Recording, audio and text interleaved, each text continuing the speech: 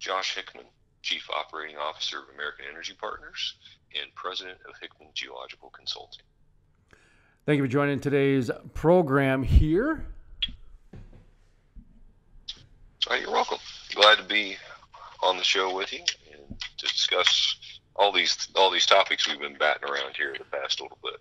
All right, there we go. Got the mic level checked. Finally up. I was stalling there a little bit, so I apologize. Mr. Josh Hickman, American Energy Partners here. Sometimes when you're doing things in the media, you know, it's like changing the oil in your car while you're going 40, 50, 100 miles down the road. Sometimes just life doesn't stop and you just got to change that oil in the car. You know, there's things that need to be done. Sometimes it's messy and you get burned is what you're saying.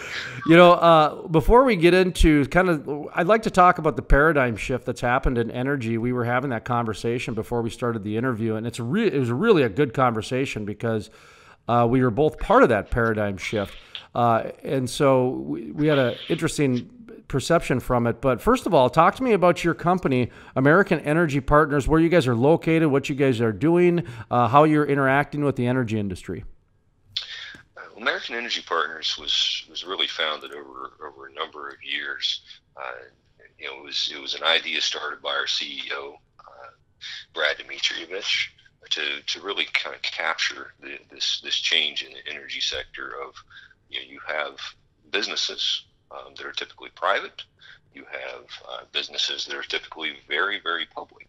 But how do you go in between that and grow these smaller private businesses into into a public fold?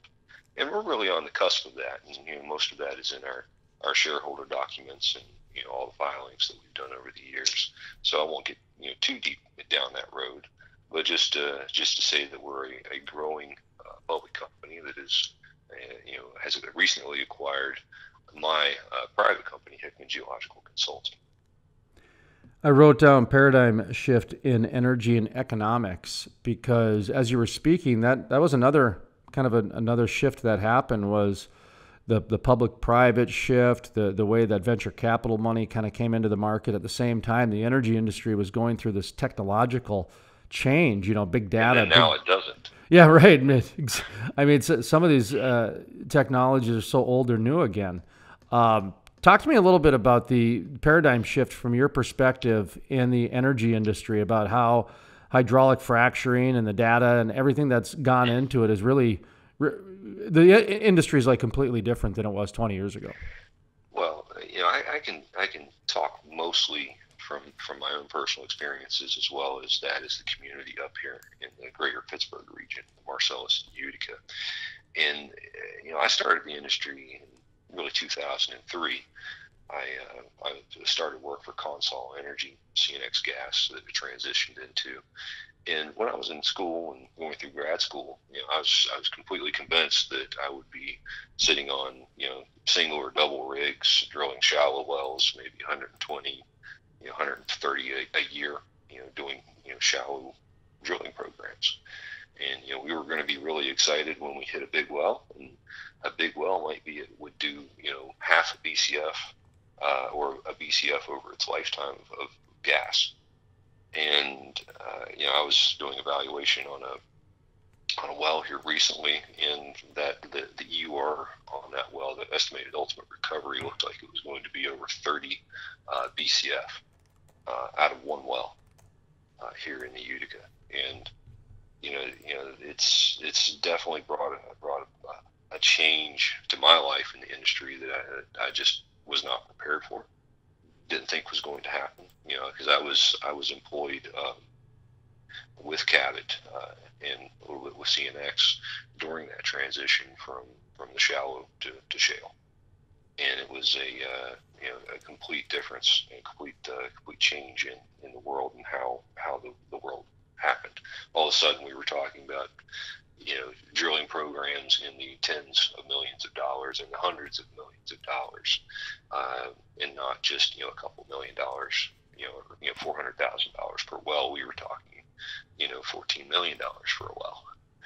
Quite different world than what I'd anticipated or started with. But you have to change and you have to adapt as we keep throwing that word around. We have to keep shifting the paradigm.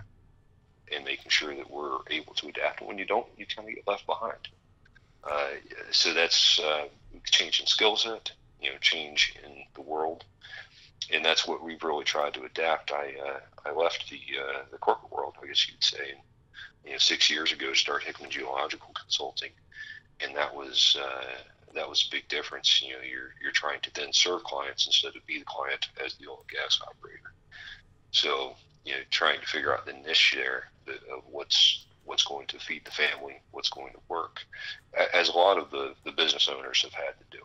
They've had to chase the client. It might not be what they wanted to do in their life or what they ever thought they would be doing. In my case, I didn't even know a career path existed in the work that I'm doing now, really.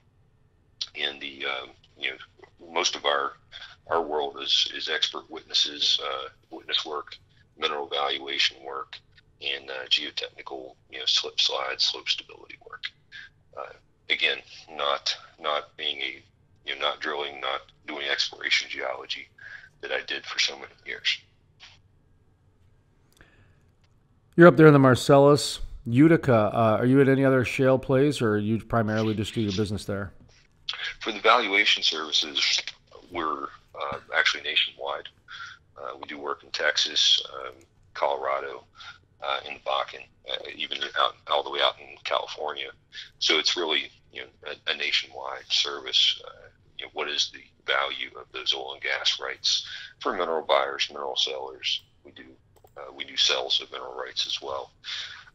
For the geotechnical work, we have projects in Denver, Colorado area, as well as Pittsburgh, West Virginia, and Ohio currently. How's the vibe out there? You mentioned Pittsburgh and Marcellus, that sort of thing. I'm thinking of that old movie Frackland with put the fire. It's funny because my grandpa could do that too in his farm in Minnesota. It just depends on if you got some gas in the line or not, from the well.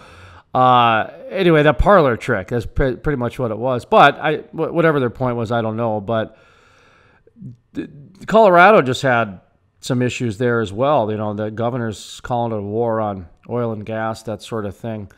North Dakota, we're pretty good with oil and gas so far. You know what I mean? But I'm starting to hear some on the east side, and I was at a conference and I started to hear the word Austin Democrats down in Texas. So the war drums and the rumblings are happening across the nation, that sort of thing. And which, doesn't surprise me, is social media and the template and everything that's going on. How is it up there in the Marcellus and in Pittsburgh and Pennsylvania and that sort of thing with the acceptance of the oil and gas industry? Well, it's something you have to pay close attention to. Pennsylvania, like a lot of states, is entrenched in the urbanites and the rural to suburban folks. If you look closely at the election maps from last time, it'll tell you a lot of that story. In that most of the election came down to surprisingly Washington County, which way the county, which is the seat of the Marcellus Shale, was going to swing. We know that Harrisburg, Philadelphia, and Allegheny County, there where Pittsburgh's located, is going to be mainly dominated by Democratic voters. But the rural side and where this oil and gas revolution has happened was really pulling it. Washington County goes both ways, depending on how it was. It went red in the last election cycle, and we'll see how that works. But from a standpoint of acceptance of oil and gas, it's one of those things that people have seen the benefit and the economics that it's brought to the area. They've of course also seen some of the negative impacts. Some families, where folks or areas, mistakes were made. Companies, did things that they shouldn't have done. They paid the price for that. I'll say that in 2019 versus 2009, the practices are 100-fold better than they were. Regulations are on point, and the industry as a whole realizes better how to work in these environments with these large pressures, large volumes of water, sand, and I just see a complete difference in how the companies treat the landowners, which I'm very thankful for in these areas. So I think that helps with that acceptance. up here as a whole. It's much better off, and most of the times the folks that are arguing it are folks that are from outside the areas. They have some agenda, or they have some ideological issue with the process, but it's something that they're not fully invested in the community in many cases.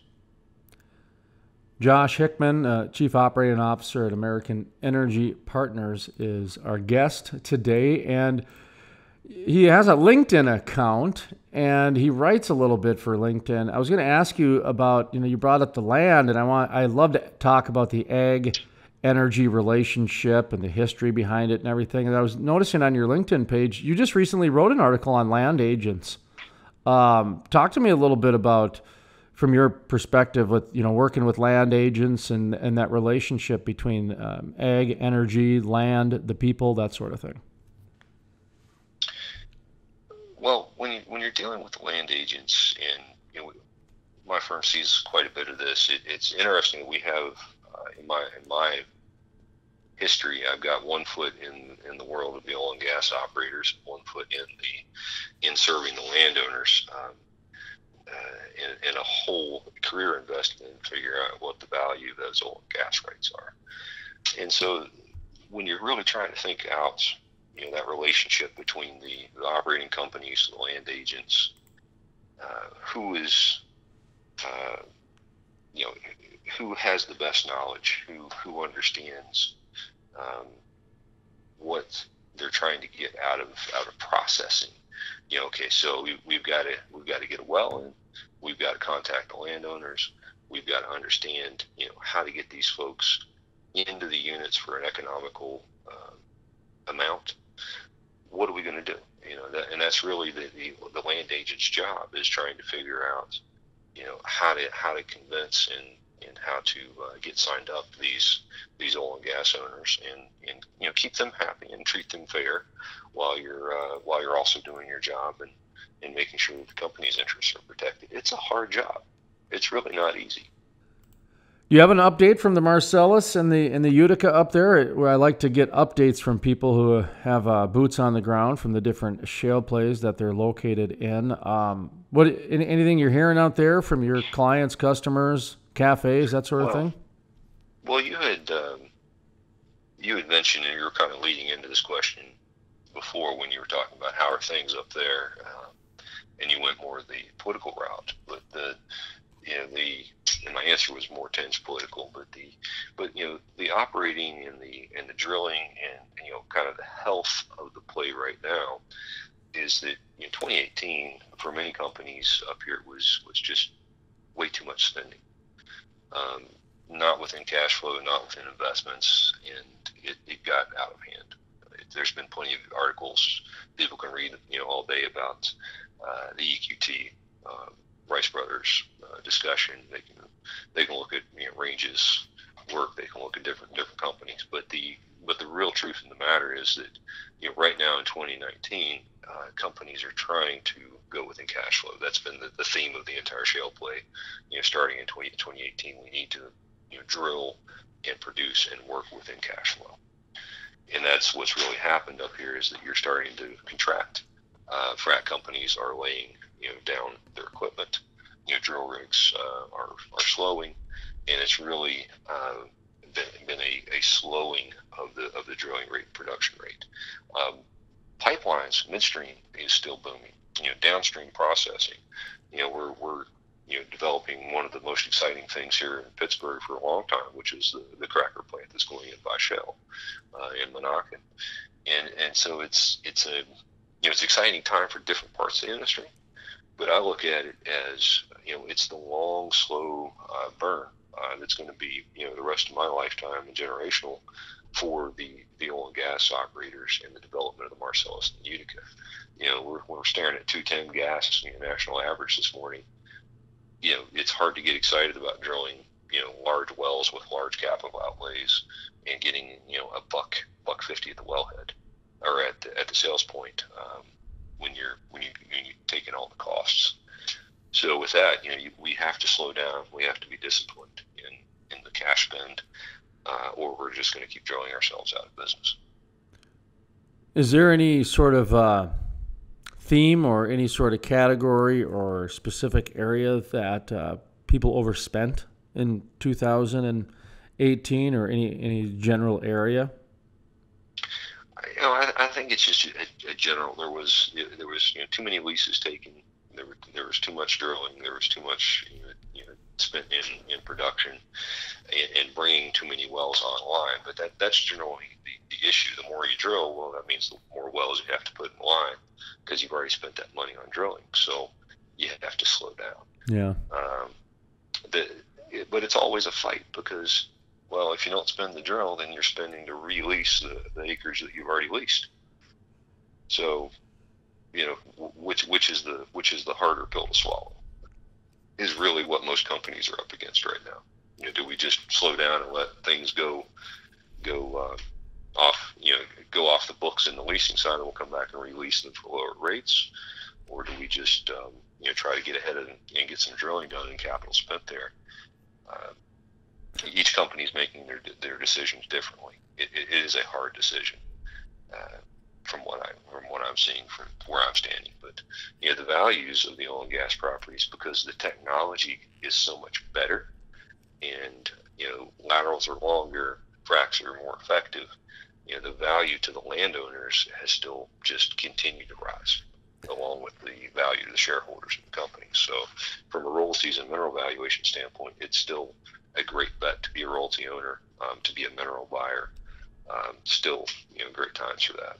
It almost seems like this kind of slow. It's not a downturn, but there's a little bit of a slowing that's been happening. I mean, Whiting announced some big cuts. We had a big merger, Baker Hughes and Oxy, or whoever. Was that who it was?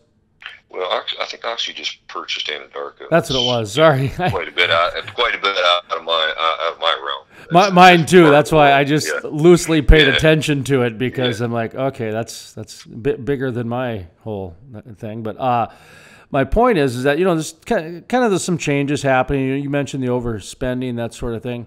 North Dakota, for example, they're still trying to hire 20, 30,000 workers. It almost seems like there's this technology bubble hiccup that's happened. I don't know if bubble's the right word, but some people need to be educated in order to do the new technology that's going to make the wells more efficient. So the next boom will come when those people get trained. I don't know if that makes sense to you or not, but it just seems like there's a little bit of a slow because of technology gap. Well, that's a big difference, but it's almost like the technology advancement has created a supply and demand issue. Yes, that's a much better way to phrase that. Yeah, and not that I'm promoting controlled economies by any sense of the matter, but with America being capitalist, and there not being a central authority that says, well, the gas sector is going to produce this much this year, and the manufacturing sector is going to use this much this year. You can't smooth these things out, which is the whole boom bust cycle of the oil and gas industry. And having looked at this for my entire life, it's okay. So we figured out how to do it better, more efficiently, and there's all this money coming in, so we've got to produce. Well, that always winds up in a bust, because the manufacturing, they appreciate the cheaper dollars for the price that they're buying their energy for, but they can only use so much. They're not ready to take on more.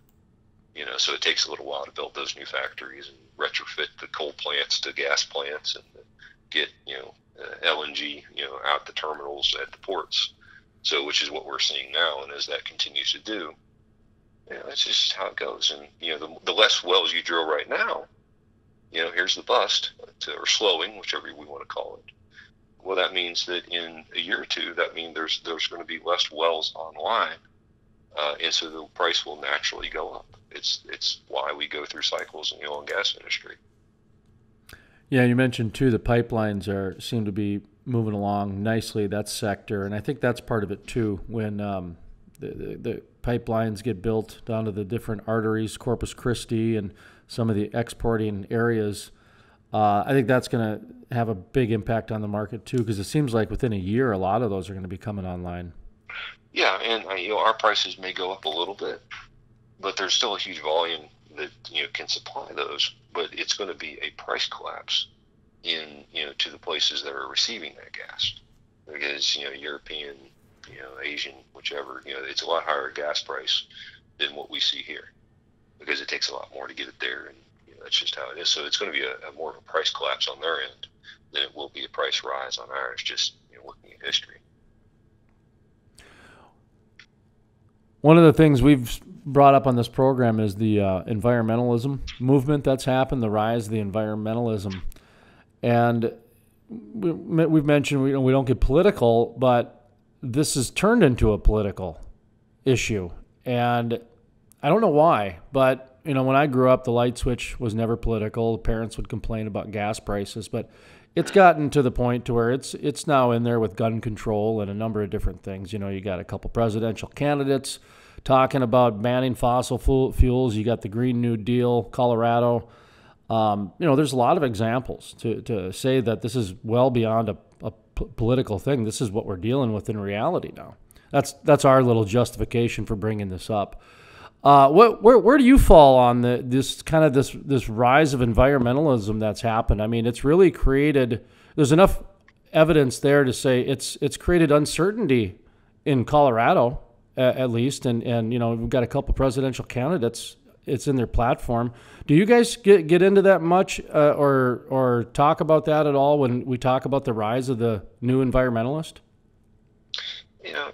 Not really. I mean, our company is you can see from our filings and releases that we're focused with American Energy Partners on where water and energy and technology meet, and then with Hickman Geological, it's geological. It's involved in the earth and environmentalism, and especially the slip and slope work that we do. It's about making sure that runoff and erosions and collapse of hillsides either get treated appropriately or don't happen. So in those senses we do interact in that space as being a solution and worker with that. But from what I've seen, across the board, 98, 99% of the people I interact with in the oil and gas industry are environmentalists. It's an extraction industry, but when you look at we're right here in August in Canonsburg right now. It's raining a little bit, and there's probably 40 or 50 gas well pads within a 20 to 30 mile radius around my house. Everything's green, everything's still beautiful. The air is cleaner in Pittsburgh than it's ever been, and a lot of that's attributed to the gas replacing coal in the power plants. It's a big difference. And when I look at the amount of roads, the amount of pads, the amount of pipe, the amount of everything that went into the shallow well drilling, where to extract the same amount of gas from the ground, we would need hundreds and hundreds of wells spread across square miles of acreage to do what one well pad and one set of wells can do in a unit here in the Marcellus. It's a huge improvement. So you kind of there's some feel good things about the industry, because most of the guys and girls that are involved in this, they work outdoors. They enjoy the outdoors. Their recreations and vacations involve the outdoors. So it's not the cartoon good guy and bad guy, Dick Dastardly and all these kind of caricatures that journalism and newspapers and movies put up about the industry. And I guess in that sense, we all are involved in that environmental movement. But just what the outcome is. What is the outcome that people want? Some people want complete shutdown of every kind of extraction.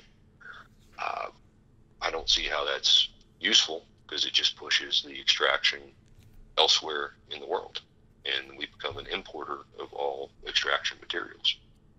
I don't know how we survive as a country like that. Well, you seem to me one of the examples we brought up, and this has been something we followed for like the last 5 years, and probably the last year we started saying, we have now gotten to a point to where I feel comfortable enough saying that the energy industry is probably the leader in the environmental movement because they're the ones who are investing in the innovation and technology that have left a lot of the places, looking better than when the old Boy Scout mentality, leave a place better than when you got there. And some of these reclamation sites, they do. And some of the, like you mentioned, some of the air quality that has increased has happened.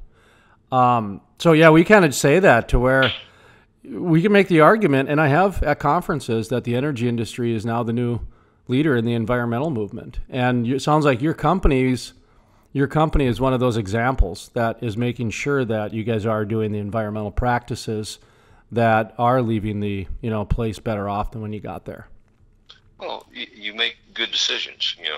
I'm always a big proponent of regulations and standard practices, because without those, there's no guidelines and guidebooks about what is the right thing to do. And when you've had a lot of intelligent people sit down that are experts in building slopes, or building a road, or how to construct a well pad, and you come up with a set of standards that should be followed in a tier 2. Well, that's a great thing. And our industry is very big about that. And anytime you have a large capital spend like we do with wells or well pads or facilities, pipeline, it's critical that it lasts a long time. Some of these old wells, from 1900 are still in production. These gas wells that we see out here on these pads now, the shale wells, calculations look like they're going to last over 100 years. So you have to build things that last, but also build things that are going to protect and last and show a good way, so that people are okay living next to them. That it's on that farmer's farm. That he's got to look at it, and his kids and his grandkids might have to look at that area, for a long time. So it's got to be something that's useful, something that can last. All right. Well, I'd like to give guests kind of the final thought, the final word that's not framed by me, because a lot of times the questions are as a host. But this way, if somebody wants to reiterate something, or maybe there's something we haven't talked about yet that should be brought up, that way the guest has an opportunity to take the interview whatever direction they want to go, or maybe a good barbecue recipe. Who knows? So the floor is yours, sir. Thank you. I do appreciate it. It's been a pleasure chatting with you for the past hour. The thing that I like to leave people with, and so that no one really has a question, is I see way too many times that landowners, or even professionals that are well educated, don't understand the value of their oil and gas rights. If you don't understand the value of your oil and gas rights, you get taken advantage of, and it's not the other party's fault, it's yours. And that's really been the biggest benefit and the pleasure of doing the valuation work that we do, for whether it's estate planning or divorces or a lot of times property sales, is helping people understand what that value is, and then seeing the light bulb go off and say, hey, this is real. It's not too good to be true. It's actually real, and it's a marketable commodity that can be utilized to change people's situations. So in that case, that's always what I like to remind people with. And it's not hard, it's not costly, it's not something that is out of people's reach to understand and do. And so in that case, call us. I'm always happy to help with that type of work. And the second final word is just stay educated. Always keep up on your industry news, keep up on your political news. You don't want to be the guy or the girl looking back and saying, wow, I wish I'd understood that better, or I wish I knew, because we have to continue to keep shifting and adjusting and moving with technology and with how the world is changing around us. We have to be informed.